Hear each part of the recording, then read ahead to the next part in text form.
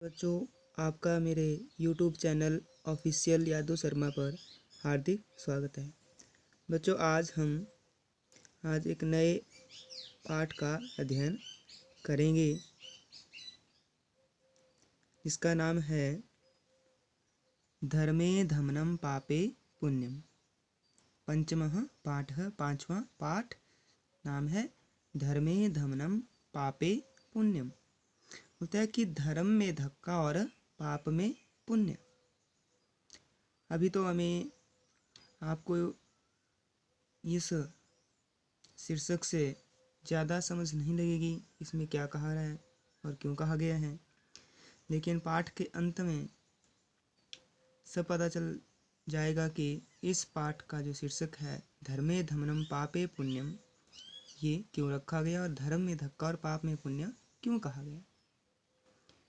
तो इसमें एक शिकारी और बाघ के माध्यम से बताया गया है कि किस प्रकार से अगर हम संकट में पड़ जाते हैं तो अपने चतुराई के बल पर किस प्रकार से उस संकट से या तीक्ष्ण बुद्धि के बल उस संकट से निकल सकते हैं।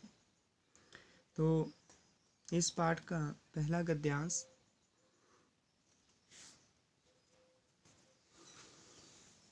है आसीत कश्चित चंचलो नाम व्याधः। आसीत से लेकर पहला गद्यांश रहेगा हमारा जालात वही निशार्यत यहाँ तक। तो इसका अब प्रकरण या रूपरेखा रहेगी कि आसीत और अंत में निशार्यत, और उसके बाद इसके कठिन शब्दार्थ इस प्रकार से पूर्वोक्त अध्यायों के रहे हैं। क्रम वही रहेगा गद्यांशों की हिंदी करने का जिस प्रकार से पहले के अध्यायों में था, कि प्रकरण या रूपरेखा और उसके बाद उसके कठिन शब्दार्थ और बाद में हिंदी। तो पहले गद्यांश के हैं कठिन शब्दार्थ। बोलता है धमनम। धमनम, धमनम का अर्थ धौंकना या धक्का या क्रूरतापूर्वक कार्य या क्रूरतापूर्ण कार्य। व्याधः, शिकारी या बहेलिया। अब यहाँ लिखा है व्याधः, व्याधः हुआ शिकारी। आगे स्वीयाम, स्वयं की या अपनी। दौर्भाग्यात, दुर्भाग्य से। बद्धः, बंधा हुआ या फंसा हुआ। पलायनम, पलायन करना अर्थात भाग जाना। निवेद्यत, निजमा अवेद्यत, निवेदन किया। मोचिष्यसि, मुक्त करोगे या छुड़ाओगे। अंतिम है निरशार्यत, अर्थात इसका अर्थ हुआ निकाला। अब इस गद्यांश का हिंदी अनुवाद होता है आसीत कश्चित चंचलो नाम व्याधः। बोलता है कि कोई चंचल नाम का शिकारी था। व्याधः का अर्थ शिकारी। बोलते हैं पक्षी मृगादि नाम ग्रहणेन सह स्वीयाम जीविकाम निर्वाह्यति स्म। बोलते हैं पक्षी हिरण आदि ग्रहणेन पकड़ने से या मारने से वह स्वीयाम अपनी जीविकाम आजीविका निर्वाह्यति स्म चलाता था।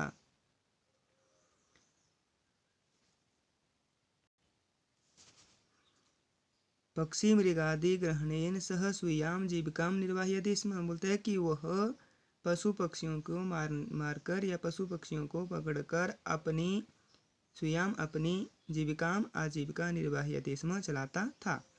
बोलते हैं एकदा सह वने जालम विस्तीर्य गृहम आगतवान।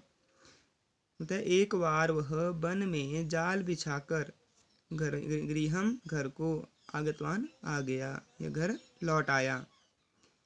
अन्यस्मिन् दिवसे प्रातःकाले यदा चञ्चलः वनं गतवान् तदा सः दृष्टवान् यत् तेन विस्तारिते जाले दुर्भाग्यात् एकः व्याघ्रः बद्धः आसीत्। क्या बोलता है कि अन्यस्मिन् दिवसे दूसरे ही दिन प्रातःकाले सुबह के समय यदा चञ्चलः वनं गतवान्। बोलता है दूसरे दिन अन्यस्मिन् दिवसे दूसरे दिन सुबह के समय जब चंचल वन को गया तदा सह दृष्टवान तब उसने देखा यत् कि तेन विस्तारिते जाले दौर्भाग्यादेकः व्याघ्रः बद्धः आसीत्। बोलता है कि उसके बिछाए हुए जाल में दुर्भाग्य से एक बाघ फंसा हुआ था। तो आप इस चित्र में देख सकते हैं कि एक बाघ जो है जाले के बीच में फंसा हुआ है और शिकारी यहाँ पर खड़ा हुआ है। ठीक है, इस चित्र से पता लग रहा है कि क्या है, उस शिकारी के बिछाए हुए जाल में एक बाघ फंसा हुआ है। आगे, सो अचिंत्यत उसने सोचा, व्याघ्रः माम खादिष्यति अतएव पलायनम करणीयम। कि व्याघ्रः हुआ बाघ और व्याधः का अर्थ था शिकारी। इसमें ध्यान रखना आप ढंग से कि व्याधः शिकारी और व्याघ्रः बाघ। सो अचिंत्यत उसने सोचा, व्याघ्रः माम खादिष्यति, होता है कि बाघ मुझे खा जाएगा, अतएव पलायनम करणीयम, इसीलिए भाग जाना चाहिए। व्याघ्रः निवेद्यत, बाघ ने निवेदन किया। इसमें बोलता है बाघ ने निवेदन किया, भो मानव, अरे मानव, कल्याणम भवतु ते, तेरा कल्याण हो। यदि त्वं मां मोचिष्यसि तर्हि अहम त्वाम न हनिष्यामि। क्या बोलता है बाघ ने वो निवेदन किया, बोलता है भो मानव, अरे मानव, कल्याणम भवतु ते, तेरा कल्याण हो। यदि त्वं मां मोचिष्यसि, कि अगर तुम मुझे छुड़ाओगे, तर्हि अहम त्वाम न हनिष्यामि, तो मैं तुम्हें नहीं मारूंगा। तदा सह व्याधः व्याघ्रं जालात वही निर्सार्यत, तब उस शिकारी ने बाघ को जाल से बाहर निकाल दिया। आगे है दूसरा गद्यांश। यहाँ से होता है कि व्याघ्रः कलांतः से लेकर माम खादितुम इच्छसि, ये दूसरे गद्यांश है। इसकी रूपरेखा रहेगी यहाँ तक। इसके कठिन शब्दार्थ हैं, कलांतः थका हुआ, पिपासुः प्यासा, पिपासुः प्यासा, शम्य शांत करो या मिटाओ, बुभुक्षितः भूखा, भणितम कहा। दूसरे गद्यांश के कठिन शब्दार्थ। अब इसकी हिंदी बोलता है, व्याघ्रः कलांतः आसीत, बाघ थका हुआ था। सो अवदत, उसने बोला, भो, अरे, भो मानव, अरे मानव, पिपासु अहम, मैं प्यासा हूँ। नद्यः जलम आनीय मम पिपासाम शम्य। क्या बोलता है कि नद्यः नदी से जल लाकर मेरी प्यास को शांत करो, शम्य शांत करो या मिटाओ। व्याघ्रः जलम पीत्वा पुनः व्याधम अवदत्, बाघ ने जल पीकर दोबारा व्याध को अर्थात शिकारी को बोला, शांता में पिपाशा, कि मेरी प्यास शांत हो गई। सांप्रतम बुभुक्षितो अस्मि, कि अब मैं भूखा हूँ। क्या बोलता है कि हम सांप्रतम बुभुक्षितो अस्मि, कि मैं अब भूखा हूँ। इदानीम अहम त्वाम खादिष्यामि, कि अब मैं तुम्हें खा जाऊंगा। चंचलः उक्तवान, चंचल ने बोला, अहम त्वत्कृते धर्मम आचरितवान, कि मैंने तुम्हारे लिए धर्म का आचरण किया, अर्थात तुम्हारा भला किया। फिर त्वया मिथ्या भणितम, तूने या तेरे द्वारा झूठ बोला गया, या तूने झूठ बोला। तुम माम खादितुम इच्छसि, कि तुम मुझे या मुझको खाना चाहते हो। दूसरे गद्यांश की हिंदी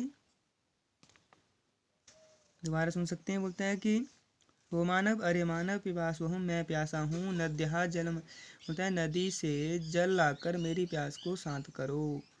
और व्याघ्रः जलम पीत्वा, बाघ ने जल पीकर दोबारा शिकारी को बोला, शांता में मेरी प्यास शांत हो गई। अब मैं अब भूखा हूँ। इदानीम अहम त्वाम खादिष्यामि बोलता है कि अब मैं तुम्हें खा जाऊंगा। चंचल ने कहा, मैंने तुम्हारे लिए धर्म का आचरण किया और तूने झूठ कहा या तेरे द्वारा झूठ कहा गया। तुम मुझे खा जाओगे या खाना चाहते हो कि मैंने तुम्हारे लिए धर्म का आचरण किया और तुमने झूठ कहा और तुम मुझे ही खाना चाहते हो। अब गद्यांश संख्या 3 उत्तर व्याग्रह अवदत् यहाँ से लेकर पापे पुण्यम भवति ये भी है तीसरा गद्यांश। अब इसके कठिन शब्दार्थ रहेंगे। जैसे कि आप ऊपर देख सकते हैं कि बाघ ने उससे जल मंगवाया था पीने के लिए और देखो इस चित्र में शिकारी ने बाघ के लिए जल ले आया और वो जल पीने के लिए उसको दे दिया है यहाँ पर। ठीक है। इसके बाद आगे अभी हमने बोला कि इसका प्रकरण रहेगा तीसरे गद्यांश का व्याग्रह अवदत् से पुण्यम भवति एव यहाँ तक। तो इसके कठिन शब्दार्थ क्या आएगा? प्रक्षाल्यन्ति धोते हैं, विसृज्य छोड़कर या त्याग कर, निर्वतन्ते चले जाते हैं या लौटते हैं। व्याग्रह अवदत् बाघ ने बोला, अरे मूर्ख, धर्मे धमनम पापे पुण्यम भवति ये होता है कि धर्म में धक्का पाप में पुण्य होता ही है। पृच्छ कम अपि किसी को भी पूछ लेना। चंचलः नदी जलम अपृच्छत् चंचल ने नदी के जल को पूछा। नदी जलम अवदत् नदी के जल ने बोला, एवं ये भवति ऐसा ही होता है कि जनाः मयि स्नानं कुर्वन्ति लोग मुझ में स्नान करते हैं, वस्त्राणि प्रक्षाल्यन्ति तथा च मलमूत्रादिकं विसृज्य निर्वतन्ते। बोलता है कि जनाः मयि स्नानं कुर्वन्ति लोग मुझ में स्नान करते हैं, वस्त्राणि प्रक्षाल्यन्ति वस्त्र धोते हैं, तथा च और मलमूत्र आदि छोड़कर निर्वतन्ते लौट जाते हैं। जैसा कि आप यहाँ चित्र में देख सकते हैं कि लोग यहाँ क्या है नदी में स्नान कर रहे हैं और कुछ यहाँ पे एक महिला वस्त्र को धो रही है नदी में। ठीक है।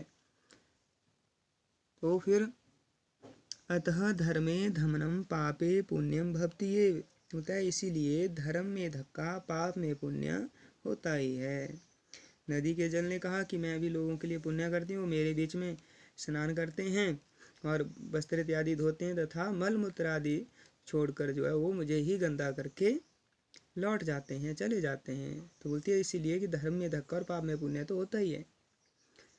तो इसके बाद आगे गद्यांश संख्या 4 में चंचल वृक्ष के पास जाता है। तो उसमें प्रकरण चंचल से लेकर भवति एव। तो इसका प्रकरण रहा कि चंचल से भवति एव तक। इसके कठिन शब्दार्थ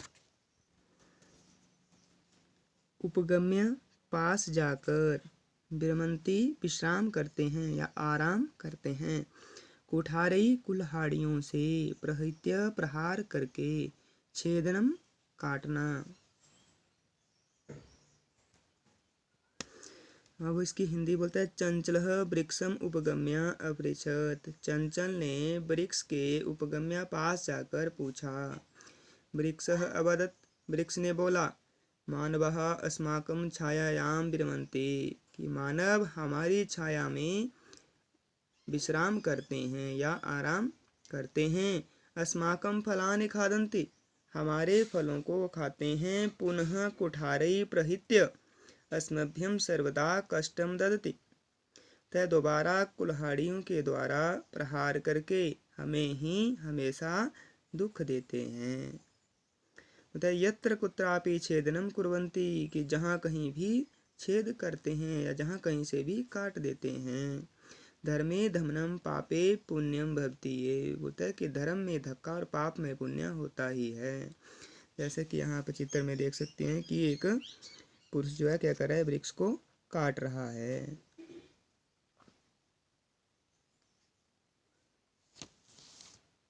उसके बाद आगे है गद्यांश। समीपे एका, यहाँ से लेकर निखिलाम कथाम निवेद्यत, ये इसकी रूपरेखा और कठिन शब्दार्थ रहेंगे। कठिन शब्दार्थ रहेंगे लोमशिका लोमड़ी, नीलिना छुपी हुई, उपसृत्य समीप जाकर, मातृश्वसः हे मौसी, मातृश्वसः की माँ के समान, तो कौन हुई? हे मौसी। समागतवती पधारी या आई हो, निखिलाम संपूर्ण या पूरी या समस्त या सारी। हाँ बोलता है कि समीपे एका लोमशिका बदरी गुल्मा नाम पृष्ठे नीलिना एताम वार्ताम शृणोति स्म। बोलता है समीपे पास ही एका एक लोमशिका लोमड़ी बदरी गुल्मा नाम पृष्ठे, बोलता है बैर की झाड़ियों के पीछे, नीलिनाम छिपी हुई, एताम इस वार्ताम वार्ता को, शृणोति स्म सुनती थी या सुन रही थी। इसमें बोलता है कि समीपे पास ही एक लोमड़ी बैर की झाड़ियों के पीछे छुपी हुई इस वार्ता को सुन रही थी। सा सहसा चंचलम उपसृत्य कथयति, वह अचानक चंचल के पास जाकर, उपसृत्य पास जाकर, कथयति कहती है, का वार्ता, कि क्या बात है या क्या हुआ। माम अपि विज्ञाप्य, कि मुझे भी पता चले। सह अवदत्, उसने बोला, अह रे मातृश्वसः, हे मौसी। हे मौसी बोलता है कि अवसरे त्वम समागतवती, कि आप अवसर, तुम अवसर पर या मौके पर आई हो।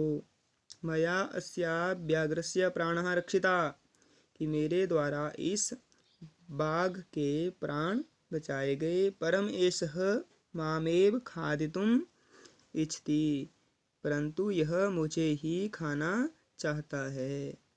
तद अनंतरम सह, उसके बाद वह, लोमशिकायै निखिलाम कथाम निवेद्यत, उसके बाद वह लोमड़ी के लिए निखिलाम सारी या संपूर्ण कहानी को निवेदित करता है या कह देता है या बताता है। और इस पाठ का अंतिम गद्यांश, लोमशिका चंचलम से लेकर अंत तक गृहं प्रत्यावर्तत। कहाँ तक? गृहं प्रत्यावर्तत।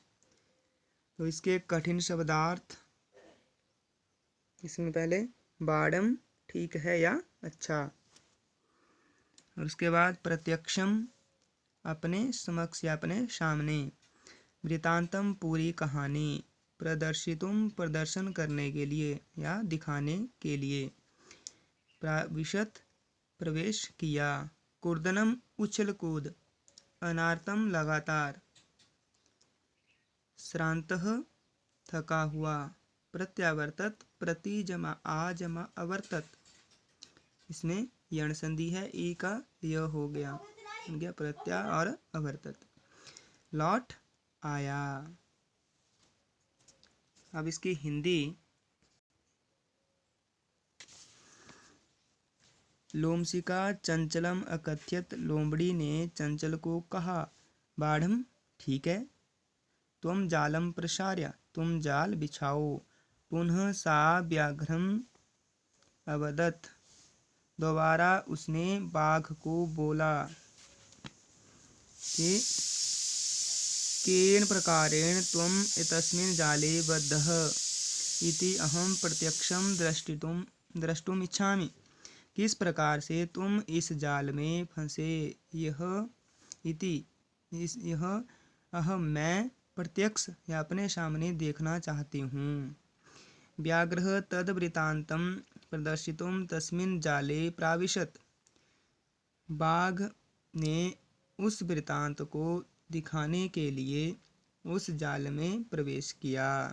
लोमशिका पुनः अकथ्यत, लोमड़ी ने दोबारा कहा। संप्रति पुनः पुनः कूर्दनं कृत्वा दर्शय। होती है कि अब दोबारा दोबारा या बार बार उछल कूद करके दिखाओ। सह तथैव समाचरत, उसने वैसा ही आचरण किया, अर्थात वैसा ही किया। अनार्तम कूर्दनेन सह श्रान्तः अभवत, लगातार कूदने से वह थका हुआ था या थक गया। जाले बद्धः सह व्याघ्रः क्लान्तः सन्निस्सहायो भूत्वा तत्र अपतत, जाले में फंसा हुआ वह बाघ थका हुआ सन्निस्सहायो पुनः दोबारा असहाय होकर वहां गिर गया। प्राण भिक्षाम इब च अयाचत, और प्राणों की भिक्षा मांगने लगा। लोमशिका व्याघ्रम अवदत, लोमड़ी ने बाघ को बोला। सत्यम त्वया भणितम, तूने सच ही कहा था कि धर्मे धमनम पापे पुण्यम तु भवति एव, कि धर्म में धक्का और पाप में पुण्य तो होता ही है। जाले पुनः होता है कि धर्म में धक्का और पाप में पुण्य तो होता ही है। तो इस प्रकार आप चित्र में देख सकते हैं कि किस प्रकार से वह बाघ थककर जाले के बीच में असहाय होकर पड़ा है, और यहाँ पर शिकारी अपने घर की तरफ लौटने की तैयार हो गया, और लोमड़ी यहाँ पर वो भी अपने स्थान को निकलने के लिए तैयार हो गई है। तो फिर जाले पुनः तम बद्धम दृष्ट्वा सह व्याधः प्रसन्नो भूत्वा गृहं प्रत्यावर्तत, जाले में दोबारा उस तम बद्धम उसको फंसा हुआ देखकर वह शिकारी प्रसन्न होकर घर को प्रत्यावर्तित लौट आया।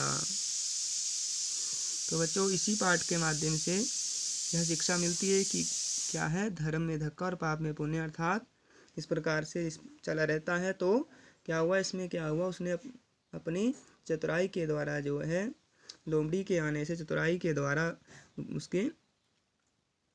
उसने अपने प्राणों को बाघ से बचा लिया। इसीलिए कहा भी जाता है चतुरः शृगालः। तो इस प्रकार से लोमड़ी ने इस शिकारी की सहायता कर दी, और जैसे को तैसा, अर्थात जैसा वह बाघ शिकारी के साथ करना चाहता था उसके साथ फिर वैसा ही हुआ। अर्थात जब शिकारी ने उसके साथ उसका भला किया तो उसके लिए, उसको ही खाने के लिए, उसको ही मारने के लिए उद्यत हो गया था। लेकिन जब अब उसने दोबारा से उसको वैसा किया तो फिर वह वहीं पर पहुंच गया, अर्थात जैसे को तैसा, टिट फॉर टैट। ये था हमारे पाठ 5 धर्मे धमनम पापे पुण्यम का हिंदी अनुवाद। तो आपको यह अच्छी तरह से समझ आ जाएगा। अगर इस पाठ से संबंधित या कहीं किसी गद्यांश से संबंधित कहीं पर आपको कोई समस्या है तो आप मुझे संपर्क कर सकते हैं। तो जयतु संस्कृतम वदतु संस्कृतम।